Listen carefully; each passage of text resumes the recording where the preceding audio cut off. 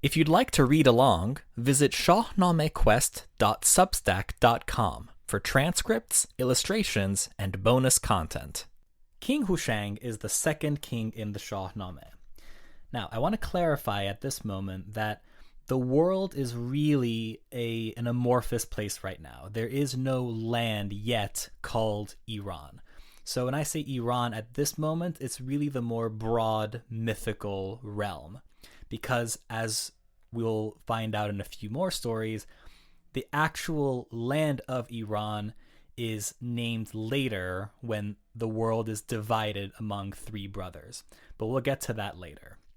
In the meantime, King Hushang, although his reign is brief in text, is significant because of the fact that it bridges the more ethereal realm of King Kumars's court into a much more tactile and industrious civilization. Hushang is the first king to use minerals like iron and rock to build tools and domesticate animals for farming and devise systems of irrigation and agriculture that actually build the foundation of towns and cities and societies. So Hushang's court, compared to Kumars's, whereas previously people were living one with nature and wearing those fine leopard skin robes and eating fruit, in Hushang's court people are much more oriented towards tasks and jobs and function and building. But the most significant event that occurs during Hushang's reign is actually the discovery of fire. The story goes that one day, as Hushang and his foot soldiers are out exploring the mountainside, in the dark they come across a mysterious slithering black creature with glaring red eyes and menacing teeth. And Hushang picks up a rock and throws it at the creature to fend it off. But the rock actually hits another rock and creates a spark. That spark is what makes the creature, in this case a snake, go away.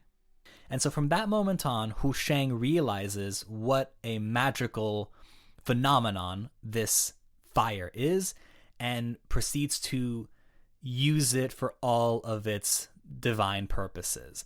And from that moment on, Hushang dedicates everything to mastering, using, taming, and celebrating fire. And that becomes the inspiration for a festival that he invents, which is called the Jashn Sadeh, or the Feast of Sadeh. So that is where they start a big bonfire and bring in this lovely food and dancing and festivities, all to commemorate this discovery. And Sadeh is actually still practiced by many Zoroastrian communities today. So this becomes Hushang's defining legacy. He begins as the person who kills the Black Div in vengeance of his father, Prince Siamak, and saving the world from Ahriman's Divs, to then, when he becomes king, advancing and progressing civilization on Earth, and then culminates in the discovery and taming of fire.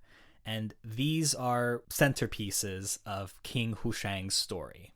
And so eventually, when King Hushang's reign finally reaches its natural end, Hushang passes the throne down to the next generation of the Pishdadian dynasty, his son Tahmures, who would later come to be known as King Tahmures the Div Binder. If you enjoyed this episode, feel free to share it or leave a review. Thanks for listening, and stay tuned for more Shahnameh Quest.